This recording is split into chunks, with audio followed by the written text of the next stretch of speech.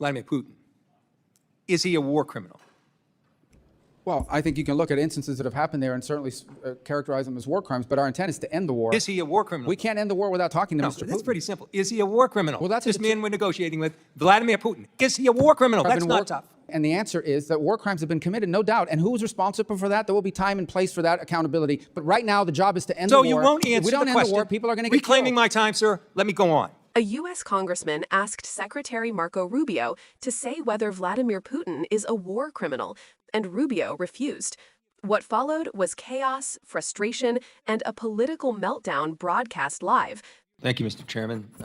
I will miss my seatmate, Jerry Conley. He loved sitting here, and we loved him.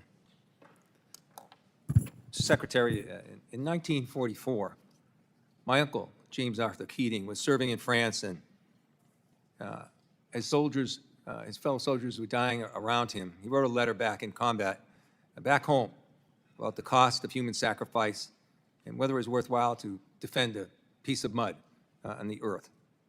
Only a week after that letter, he answered that question while carrying lead in himself, as one of the people in his command was exposed and injured. He was wounded himself carrying lead and crawled out there, brought him back to safety, saved his life, and as he was going for another person, was machine gunned to death himself and killed in action. 400,000 other American families gave the same sacrifice, but the peace and prosperity that came forward in the world has never seen. It's a transatlantic alliance where our allies sacrificed their young men and women when America was attacked in 9/11, and economically, they're a $1.6 trillion trading partner with us with 16 million jobs on both sides of the continent. So my questions today are looking for clarity on where we stand with our allies and partners for more than 80 years, because they're expressing their doubts. They're expressing their doubts publicly. They've expressed it to me privately. So as the face of our country, as the lead foreign policy representative in the United States, I'm just looking for this clarity. So first, simply answer this question, if you will. Is Russia the aggressor in this Ukraine war? Yeah, Russia invaded Ukraine. So they are the aggressor in this war, correct? They invaded them, yes. Well, thank you, sir, because it's important to get this clarity, because President Donald Trump said it was Ukraine that started this war, and our allies have the right to know this. Secondly, the person we're negotiating with, Vladimir Putin, is he a war criminal? Well, I think you can look at instances that have happened there and certainly characterize them as war crimes, but our intent is to end the war. Is he a war criminal? We can't end the war without talking to No, Mr. Putin. that's pretty simple. Is he a war criminal? Well, that's this man we're negotiating with, Vladimir Putin. Is he a war criminal? That's not tough. But what? I'm trying to answer your question by telling you that we're trying to end the war here. Go ahead. No, You're it's not a equivocating. simple answer. You are equivocating, sir. Just answer the question. I'm answering your question, and the answer is that war crimes have been committed, no doubt. And who's responsible for that? There will be time and place for that accountability. But right now, the job is to end the war. So you won't answer the question. If we don't end the war, people are going to get Reclaiming killed. my time, sir. Let me go on. Because I don't understand this. Because you're sitting in front of us now as Secretary of State. It wasn't long ago that you were sitting as a senator with Secretary of State nominee Rex Tillerson at the time, in the exact same circumstances, only reversed, and you questioned him about Putin directing attacks against schools, markets, hospitals, playgrounds, and on top of this, in this instance, he's abducted 20,000 children, a clear war crime. So you were very clear then Vladimir Putin was a war criminal.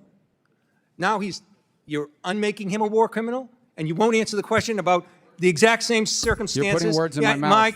I'm reclaiming my time, sir. You're putting words in my mouth. And you know what you said to Secretary Tillerson at the end of his answer when he equivocated just as you are right now? I've not equivocated. You said, you just don't let me it sure answer. sounds like it to me. Then I'll give you a second chance. Is Vladimir Putin a war criminal? I already told you war crimes have been committed. No, you didn't tell me if he's a war criminal. Mr. Chairman, am I allowed to answer questions? I'm reclaiming my time, sir. And listen, Well, I'm if you using keep your own reclaiming words so you don't have to answer. Do you know what you said to then nominee Secretary of State Tillerson?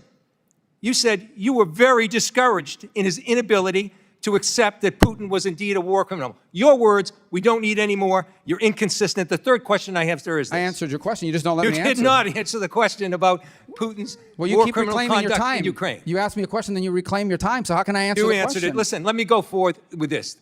three questions. And I'm Or are you being gonna pretty reclaim clear to time you. on those too? I'm giving you a chance to answer. Give me a chance to ask the question. Here it is. So there's a concern among these allies that we've had, our closest allies, about the one-sidedness of the negotiations with Russia and Ukraine. Gentleman's Regular time has order. expired. Secretary Rubio, if you'd like to respond, by all means. Can I reclaim my time for a few seconds? Thank you. Number one, crimes have been committed in the war on Ukraine, and there will be accountability for that. But our goal right now is to end that war, because let me tell you, every single day that that war goes on, more people are killed, more people are maimed, and frankly, more war crimes are being committed every day that the war lasts. Number one. Number two, I don't know how European allies could say that. I talk to European allies literally every single day. I see or talk to the foreign minister of the UK and France and Germany more than I see or talk to my own kids in some days. Chairman, So these are all I'm false reclaiming my claims. time now. You have no time. Because You're not you've given him recognized, Mr. time, Keating. and I ask unanimous Not consent. recognized, Mr. Mr. Keating. Chairman, You're not recognized. I'm asking for unanimous consent to Mr. put in Keating, the record. you're not recognized. The I Secretary am is speaking. asking unanimous consent to put in the record Mr. Keating, you're not the recognized. op-ed. Oh, so you're not going to recognize, Mr. Chairman? Not Point of order. recognized in this Anyone moment. that asks unanimous consent to put in for the record a document, Keating, you're not allowing you that? are not recognized right now. Your time expired. You might have a minute and a few. Mr. Secretary, please continue.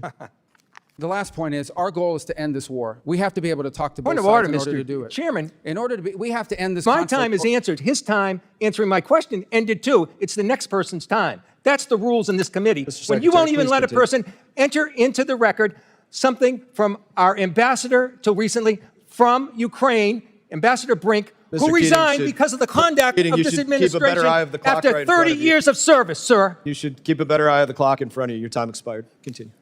Our goal is to end this war so more people don't die. And by the way, we want all those kids returned back to their homes that were kidnapped from their parents. We just want people to stop dying. Every day this war goes on, people die, things are destroyed, and lives are ruined. And we want it to stop. Thank you, Secretary Rubio. Did you have something you want to submit for unanimous consent? Thank you, Mr. Chairman. Now would be your opportunity. Thank you, sir. I want to submit for the record an op-ed by Ambassador Brink from Ukraine, the regional ambassador that was close until recently, 30 years of service of Democrat presidents and So Republican ordered. ones. It's an op-ed that says So ordered. Trump's Ukraine Representative Weiss is No's recognized. choice. What unfolds in this exchange is not just another heated congressional moment. It's a window into how fractured, uncertain, and politically volatile America's foreign policy posture has become. The hearing begins with a deeply emotional tribute as Representative Keating recalls the sacrifice of his uncle in World War II. He uses that story not simply to honor a fallen family member, but to remind the room and the country of something bigger, that international alliances, shared values, and the willingness to confront aggression didn't appear out of thin air. They were built on the graves of young Americans who believed the world was worth stabilizing. That personal story sets the foundation for what he is really confronting, a growing fear among U.S. allies that America's commitment to democracy, sovereignty, and collective defense is wavering. These are not abstract policy concerns. These are questions coming from nations who rely on U.S. leadership to keep authoritarian aggression in check. Then comes the question that lights the fuse. Keating asks Secretary Rubio to clarify the simplest possible fact. Was Russia the aggressor in Ukraine? Rubio answers yes. But the real explosion happens when Keating presses on the moral judgment. Is Vladimir Putin a war criminal? This is where the hearing spirals into chaos. Rubio tries to thread an impossible needle, acknowledge that war crimes have occurred without explicitly branding Putin as a war criminal. It's a diplomatic dance, the type of hedging that becomes necessary when you're simultaneously negotiating, pressuring, and attempting to end a war while the person responsible for it is still the key counterpart at the negotiating table. But Keating isn't having it. He reminds Rubio that as a senator, Rubio himself harshly criticized Rex Tillerson for refusing to call out Putin directly. Yet here he is now, in the exact same seat, offering the very type of vague, softened language he once condemned. In that moment, the confrontation stops being about Ukraine or even Putin. It becomes a clash over integrity, consistency, and whether political convenience has replaced moral clarity. Keating's frustration builds not just from Rubio's refusal to give a direct answer, but from what that refusal represents. A message to allies that America's stance on human rights and war crimes might depend on who's in the White House or which negotiations are underway.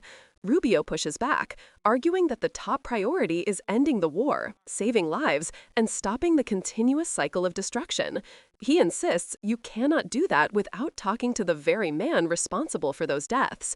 It's a real-world complexity, one that makes diplomacy look morally blurry, even when the intentions behind it may be pragmatic. The tension escalates until procedure itself breaks down. Voices overlap, time is reclaimed and unclaimed, the chairman wrestles for control, and the entire room mirrors the chaos of the issue they're debating. In that atmosphere, the discussion about war crimes becomes overshadowed by political bickering, accusations of inconsistency, and procedural shouting matches. And yet, beneath all the noise lies a profound question. How do you hold someone accountable for atrocities while simultaneously needing that same person to help end the war committing those atrocities? There are no easy answers. That's what makes the exchange so revealing. Keating demands moral clarity. Rubio argues for strategic flexibility. Allies abroad see the hesitation and worry America's principles are becoming negotiable. The American public watching sees a government wrestling with the tension between justice and diplomacy, ideals and realpolitik. This moment wasn't just all hell breaking loose in a hearing room. It was a snapshot of the larger struggle shaping America's identity on the world stage. Are we still the nation that calls out war crimes without hesitation? Or are we stepping into a more transactional, ambiguous era where moral clarity takes a backseat to pragmatic negotiations? These are the stakes that gave this clash its intensity, and their stakes the world is watching very closely. If you found this breakdown valuable, make sure to stay tuned. There are more hearings, more moments, and more truths that need unpacking, and we'll be here to break it all down.